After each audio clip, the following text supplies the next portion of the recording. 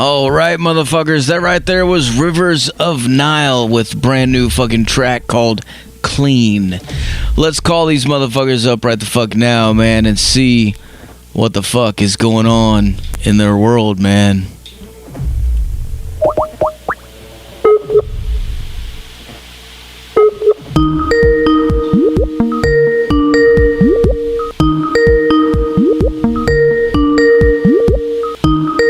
Hello. Hello, Jared. Hey, how you doing? What's going on, man? This is Zach from Metal Devastation Radio. How you doing? I'm good. How are you? I'm doing great, man. We just got done blasting your track Clean, dude, and that fucking shit is bad fucking ass, man. Hell yeah. Hell yeah, man. So you're live right now on the radio, dude. Tell us what's going on in the world of Rivers of Nile. Well, I just got to Reading, Pennsylvania, actually. I flew in from Reno. I've been here for probably an hour and a half, so I'm pretty jet lagged, but, you know. We're going to get practice going tomorrow. Brody and I will set up my kit and then, you know, dial in our in-ear monitor system and see what we could do and come up with. Hell yeah. Sounds good, man. Yeah. So now I haven't heard anything else off this new record except for that single, and that thing is smoking, man. Like, I can only imagine what the rest of it's going to sound like, but can you give us can you tell us about the album? Like, what can we expect? Expect the unexpected. If you like surprises, then this album's for you. First listen.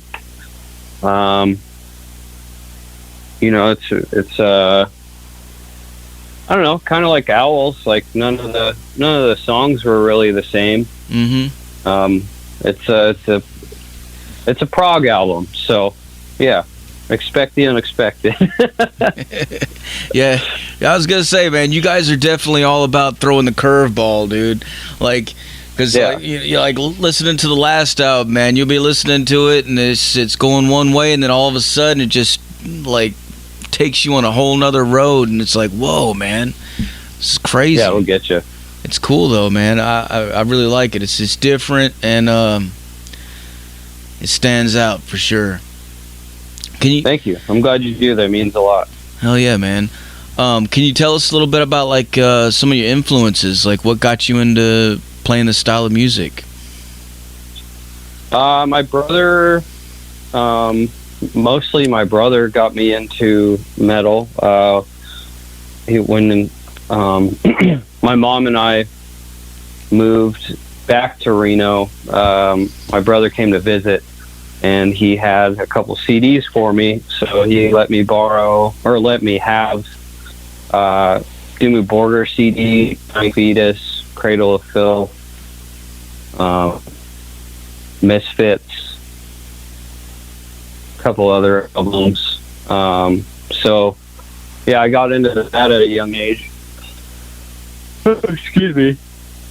Around 10 years old, and I just kind of like looked up related bands when I had a computer, or when I eventually got a computer, and then just kind of looked around and kept looking for extreme metal drummers like sickdrummer.com, and kind of just was on the internet a lot trying to find like who was the fastest when I was a kid. Oh yeah. Now, as far as playing drums, do you play any other instruments as well, or?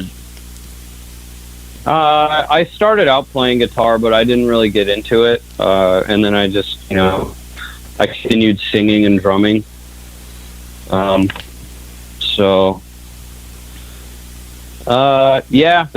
pretty much it. I just been singing and drumming for most of my life.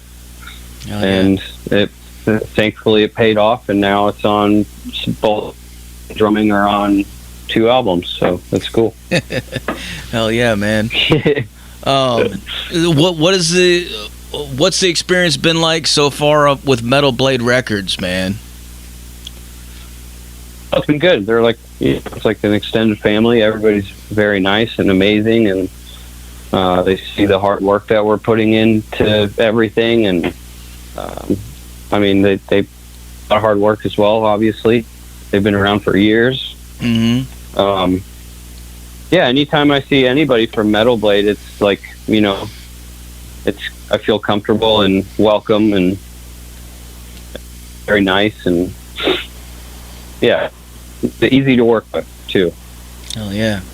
One of the listeners in the chat room, Lady Red, she says she's seen you guys a couple years ago with Beyond Creation. Do you remember that, or that tour?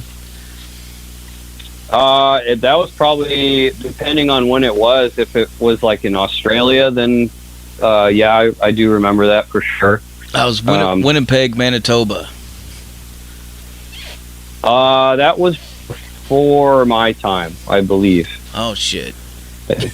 Yeah, if it was during the monarchy era, then I was not a part of that. But that could have been like right before I joined. Right on. Now, as far as the album art on this record, man, it's beautiful. I love it. Can you tell us about it? Is there a story behind it or anything? It's just finishing up Biggs' vision with the concept album based on winter, which is kind of the end of the world for our concept. Because all 4 albums are based on the seasons and stuff like that. Mm-hmm. Yeah. As far as so yeah, it's pretty much the end of the world. I was gonna say, man, as far as like what's going on right now in the world, does any of that bleed into the music or I guess it would. It kind of just pertains to our lives as well as having to work the entire pandemic and stuff like that. And you know, we all eventually. Yeah. So yeah, I don't know. We're all here to work, basically. How have you guys been holding up during the pandemic? I've been all right. Just working, trying to find new things, and also camping a lot. Since I live on the opposite side of the country from rivers, I don't get to see them much. So anytime I do see them, I do what I can to enjoy it, and because I don't know, I like being with the dudes. So yeah, but yeah, when I'm not around them, I just do normal stuff, like go camping, and mostly camping. I'm not gonna lie. Hell yeah, yeah. I like going camping myself, man. Camping and fishing, dude. I love being outside and being with nature, man. Just getting away, unplugging from everything, and yeah, good restart. It's peaceful, man. Yeah, for sure. I think a lot of people will probably be, I don't know, maybe it's not for everybody, but I think a lot of people would definitely be better off if they do that sometimes, just to get out, Yeah, I feel it helps a lot mentally, and it's a good restart, and kind of helps you mentally. And I don't know, if there was like a bad situation at home or couldn't get along with a coworker like that week, and then you go camping, and then you just start fresh, and then you come back and you could sort everything out depending on the situation. Or you could just have a restart, positive energy, and be happy, and everything's not as bad since you got to get away. Oh yeah, in a sense. Yeah. Oh, yeah. Do you have like a side job, or is it 100% music? Before the pandemic, it was 100% music, but right now I'm unemployed at the moment. But I was working at a local brewery I was washing kegs and helping out with production and bottling and canning beer and stuff like that. I've worked a bunch of random ass jobs, to tell you the truth. I worked at 1-800-GOT-JUNK for 2 years. I did that for a while. That was interesting, junk removal. I've worked at a print shop. I used to do lumberjack, like tree work stuff, lawn care. Let's see. I grew weed for a little bit, and trimming and stuff like that. I don't know, just trying to do the jack of all trades thing. Hell yeah. Yeah. When you were doing the junk removal, was there any like crazy finds that you came across?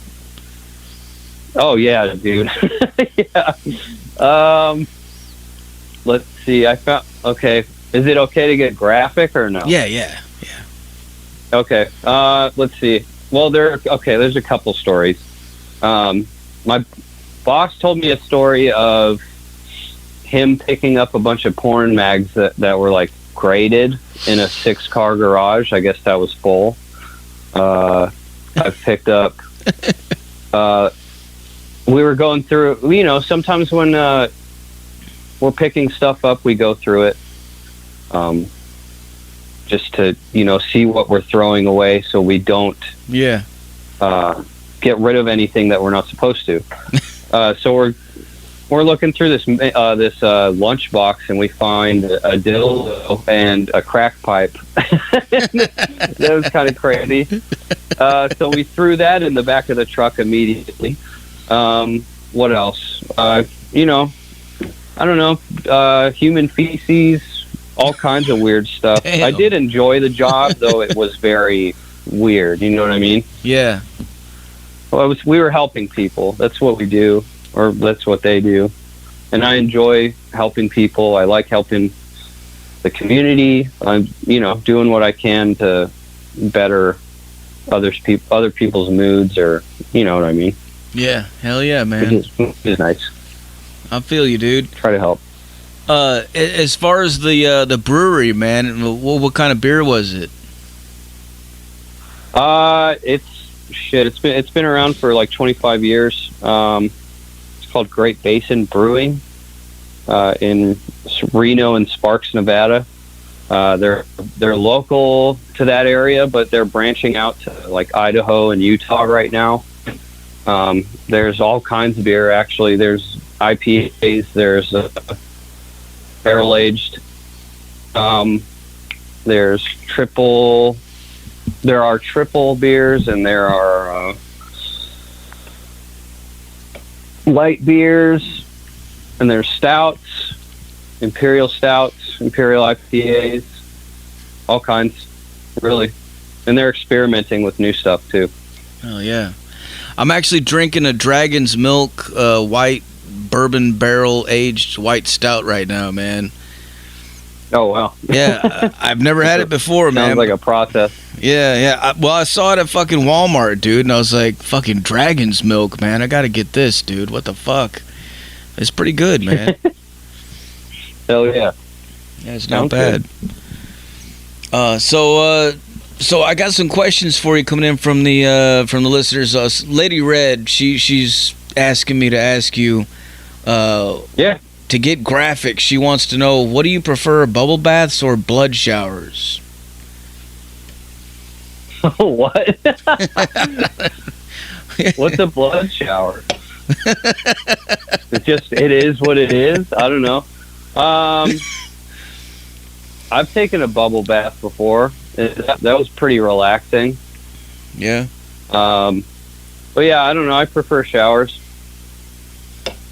Pretty much. Right on. Have you ever played in any haunted venues? I wouldn't doubt it. But yeah, I don't know. Probably. What isn't haunted these days? Right. Yeah, I always wonder that myself, man, because there's like people fucking die everywhere, like pretty much everywhere you walk, there's gonna be death somewhere underneath of you, man. Like, or some kind of memory of it. Yeah, and I'm like in a basement on the east side of the States where everything's haunted, and I'm in a basement, so I'm pretty sure I'm just, you know, pacing around this workout equipment with other spirits, or, you know, like it's a basement. No, they're probably watching right now, man. They're like, well, who is it? Why is this guy pacing so much? Hell yeah, dude.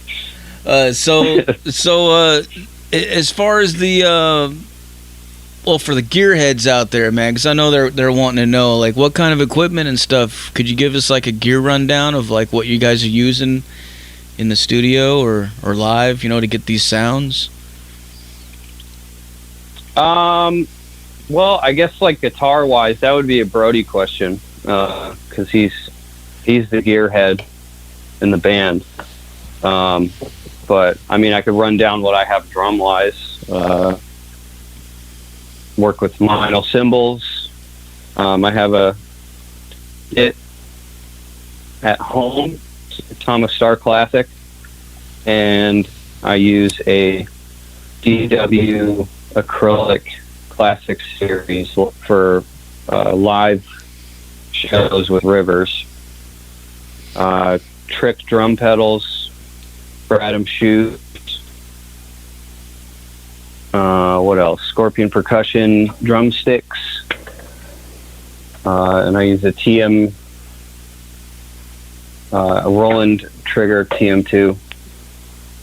Is that even what it's called? I haven't even looked at my equipment. It's so good.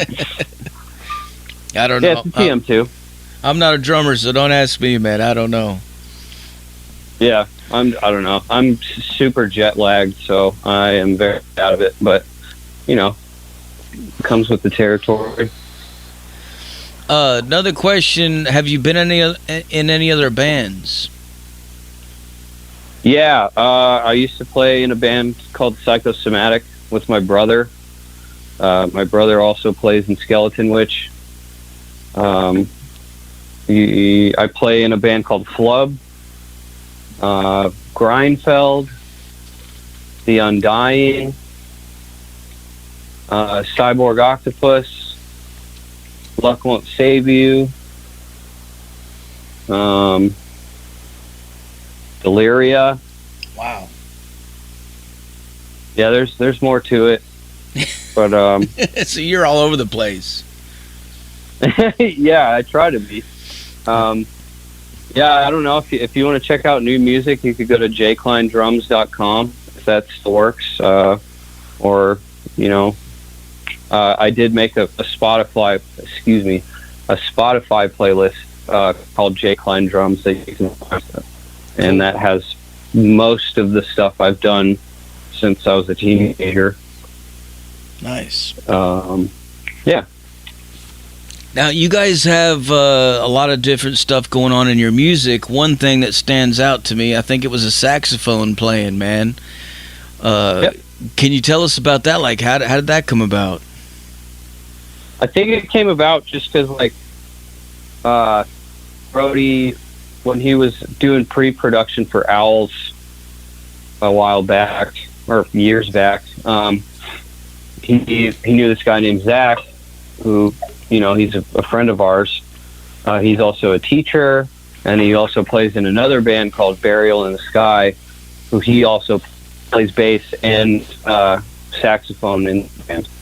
If you haven't listened to them, check them out.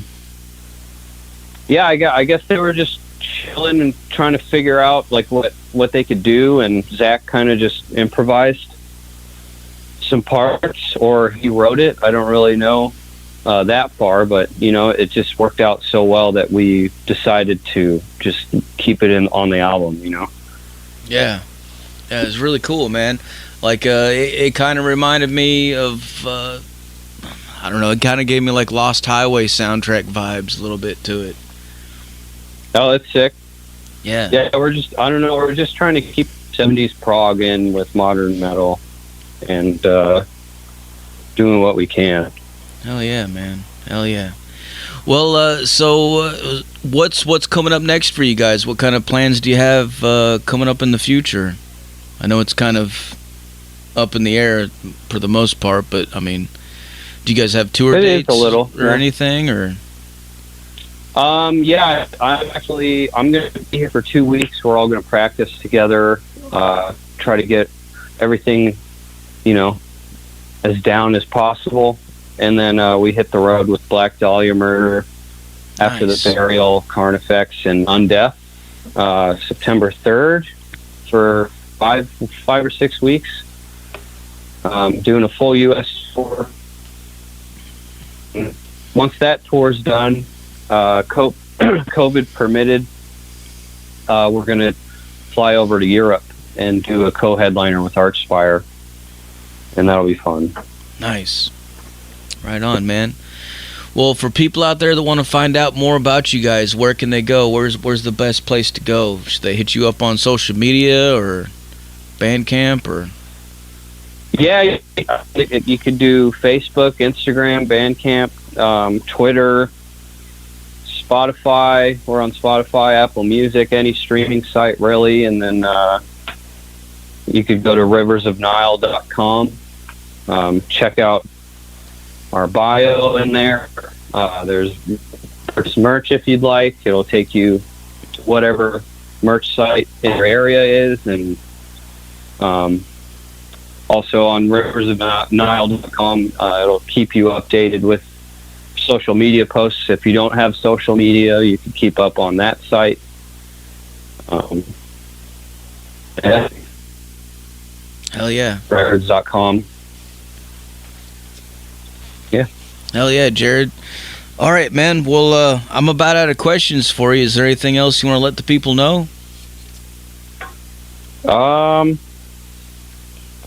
Listen to metal and be safe out there. Hell yeah, dude. Well, before I let you go, can I get you to make us a station tag real quick? Yeah. All right, whenever you're ready, say something like, "This is Rivers of Nile, and you're listening to Metal Devastation Radio." Hey, this is Jared with Rivers of Nile, and you're listening to Metal Devastation. Cut out on you, man. Oh, did it? Yeah. Take 2. Oh, no. Okay. Hey, this is Jared with Rivers of Nile, and you're listening to Metal Devastation Radio. Fuck yeah, dude. Nailed it. Oh, yeah. Nice. All right, man. Well, thanks a lot for taking the time to talk to us, dude. And what I'm going to do now is I'm going to blast some more Rivers for these motherfuckers so they can go crazy, all right? Hell yeah. All right, dude. We'll talk to you later, man. Yeah. Cheers.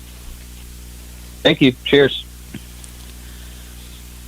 There you have it, folks. Jared from Rivers of Nile live on the Zach Moonshine Show with Metal Devastation motherfucking radio.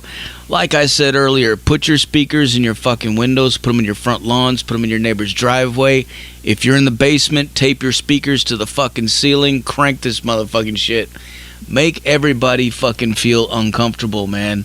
If you don't see U-Haul trucks everywhere tomorrow, I don't know what the fuck you're doing, but you ain't cranking it up fucking loud enough, man. Crank it up.